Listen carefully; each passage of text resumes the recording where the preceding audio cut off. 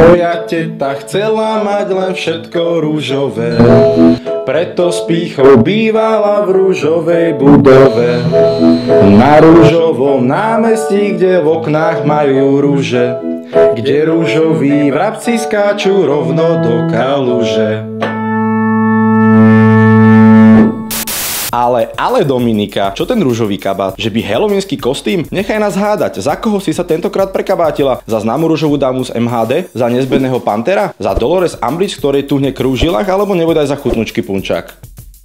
Chytľavá pesnička Závislý má okrem iného aj silne edukatívny charakter a nám sa podarilo, Dominiku, pre vás všetkých závislakov na rúžovej poskrúcať priamo pred kamerou, a to priamo na gala večeri 300. účinkovania Jožka Golonku v našej relácii. Dominika, ako najjednoduchšie dostaneš žltačku? Dominika, ako sa líže z mrska? Dominika, čo spravíš u doktorky, keď ťa bolí hrdlo? Dominika, ako sa dostať do slovenských rádií? Domča, čo ty ja? Ale už prestaň. Pamätáte si, keď sme boli malí, tak sme s obzvlášť veľkou krutosťou vraždili tých hrozne vyzerajúcich ucholakov. Lebo sme si naivne mysleli, že si nás nájdu, keď budeme spať a naložia nám do nášho pekného rúžového uška vajíčka. Ukázalo sa, že ucholaky sú v tomto nevinne a skutočnú pohromu môže spôsobiť obyčajná mucha. Svoje o tom vie aj čínsky na slovo vzatý expert na hygienu, v ktorého uchu mucha spala. Rozýváš mu sluchu hluch, keď máte v uchu larvy much.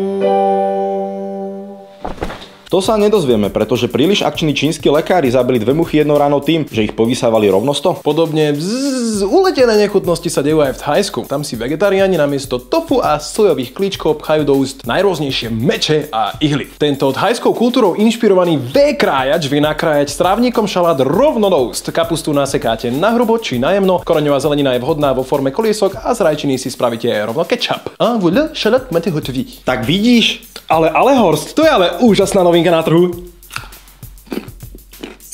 Počas Halloweenu je zvykom, že sa ľudia prezliekajú za mŕtvych, zombie a podobne. Vďaka francúzskej spoločnosti Calain môžete teraz dokonca aj voňať ako niekto zosnulý. Spoločnosť ponúka výrobu parfému z vecí, ktoré onehdá nosili niektorí z vašich blízkych, ktorí už odišli z tohto sveta. Tento osobný extrakt vám tak prostredníctvom vône dovolí zintenzívniť vaše spomienkové chvíle na tých, ktorí už nie sú medzi nami. Za fľaštičku takéhoto parfému si zaplatíte zhruba stenka 450 eur. Peniaze odídu, ale spomienky ostanú navždy. A aby ste vedeli, ako voniame my dvaja, ponúkame limitovanú edíciu luxusného parfému Ententiki.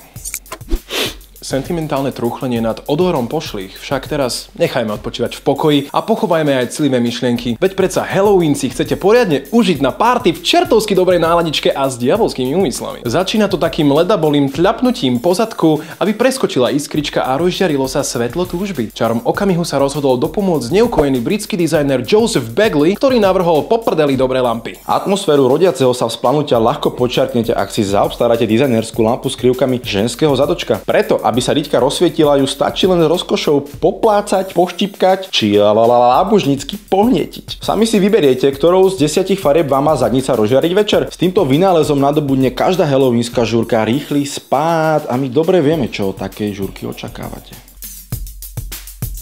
Pozor, vyhlasujeme ďalšiu súťaž o mega super duper tričko 4 od Šrtinátora. Napíšte nám do komentu pod videom, čo by ste sa opýtali Dominiky Miraklovej tak, aby mohla odpovedať. Tá najoriginálnejšia otázka vyhrá toto. Takto pozitívne končí naša špeciál groteskná Halloween časť. Vidíme sa o týždeň. Share, comment, like a poslúchajte. A čaute! A preto s pýchou spávala na ružovom žalude.